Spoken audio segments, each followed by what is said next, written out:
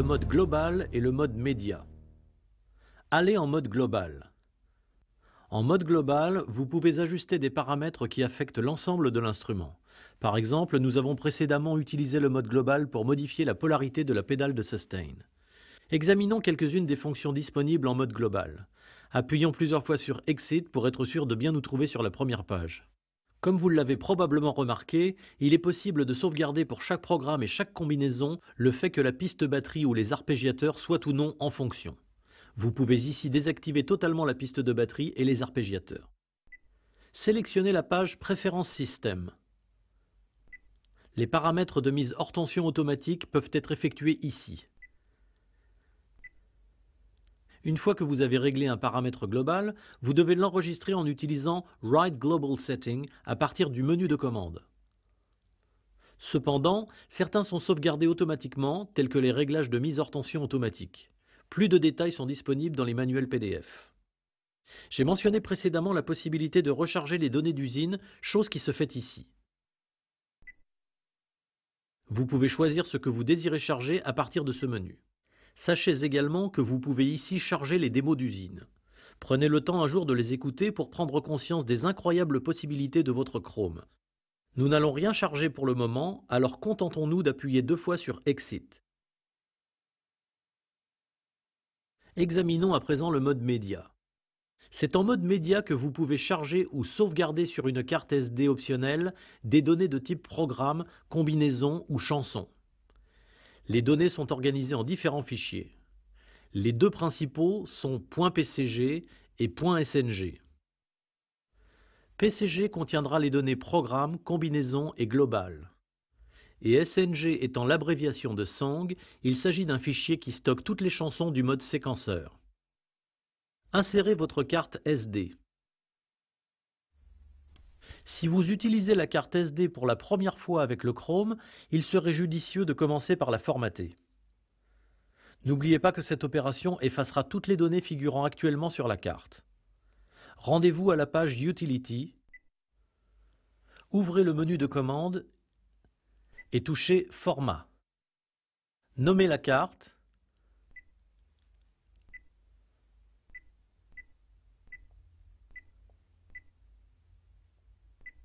laissez-la sur Quick Format, puis touchez OK et encore OK pour confirmer.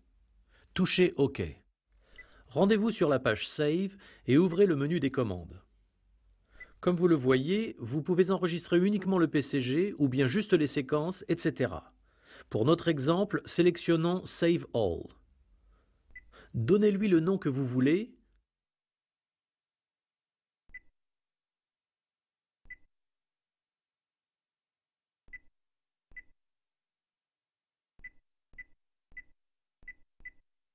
Puis touchez OK. Ici, vous pouvez sélectionner précisément ce que vous souhaitez sauvegarder. Comme nous allons tout sauvegarder, touchez OK.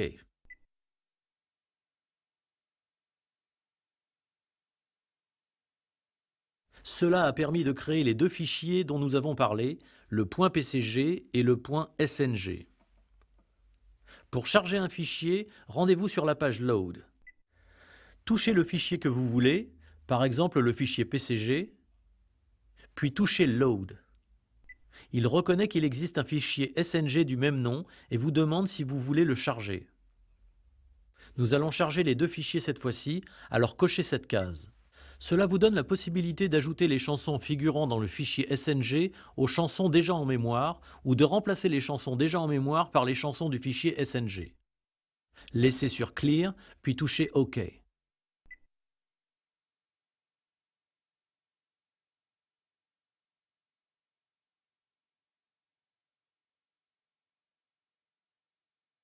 Terminé. Et bien voilà.